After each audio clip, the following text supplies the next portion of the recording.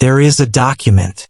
It exists inside the classified planning archives of the Israeli Defense Forces, within the scenario libraries of U.S. Central Command, and inside the strategic assessment files of every serious defense ministry that studies the Middle East closely enough to confront the hardest questions.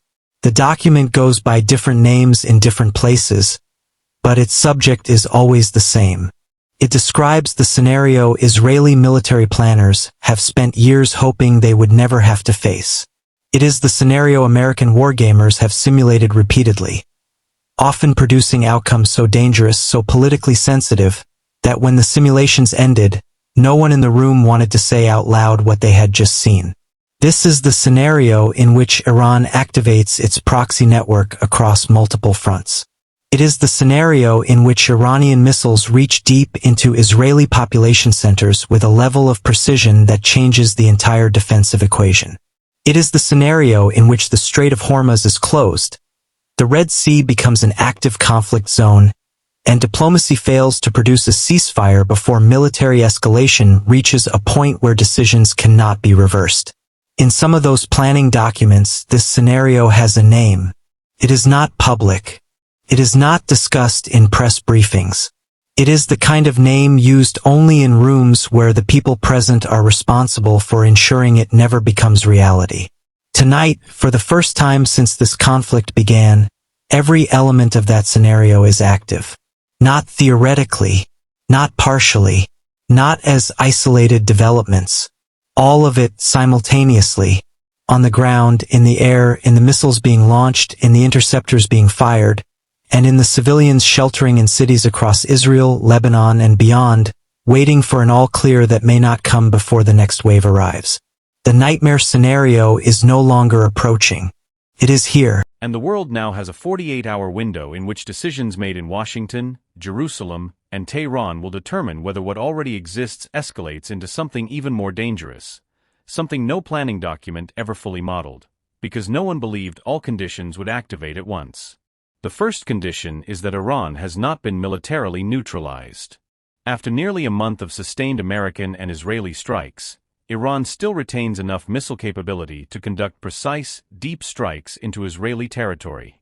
Pre-war assumptions suggested that within 2 weeks, Iran's capabilities would be degraded to the point where it would no longer pose a major threat. That assumption has failed. The second condition is Hezbollah escalation.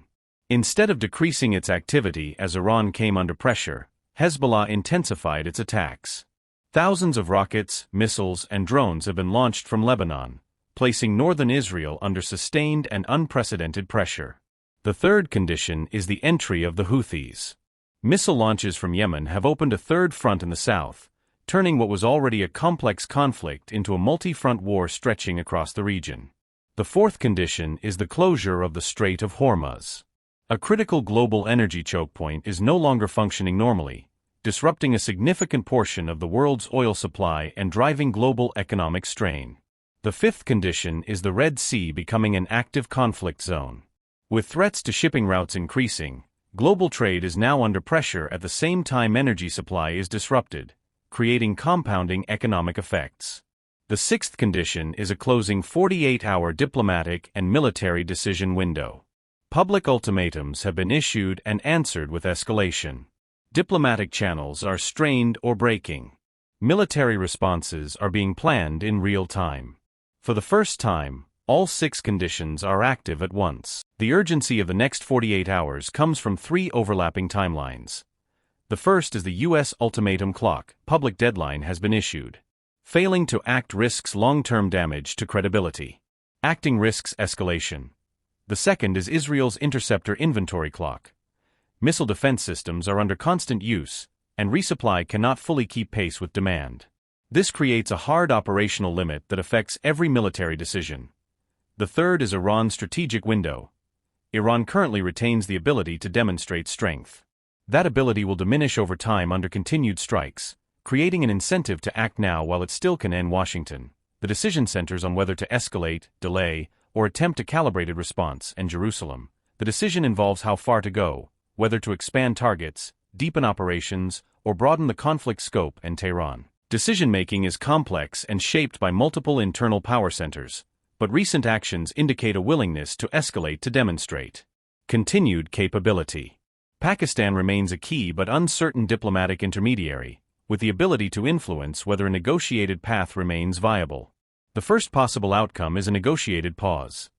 This would require all sides to accept compromises and prioritize de-escalation over immediate strategic gains. The second outcome is continued escalation. Step-by-step decisions could push the conflict beyond regional limits, triggering wider military, economic, and geopolitical consequence. The nightmare scenario is no longer theoretical. It is the present reality. The next 48 hours will determine whether the situation stabilizes or expands into a crisis that reshapes the region and potentially the global order for years to come.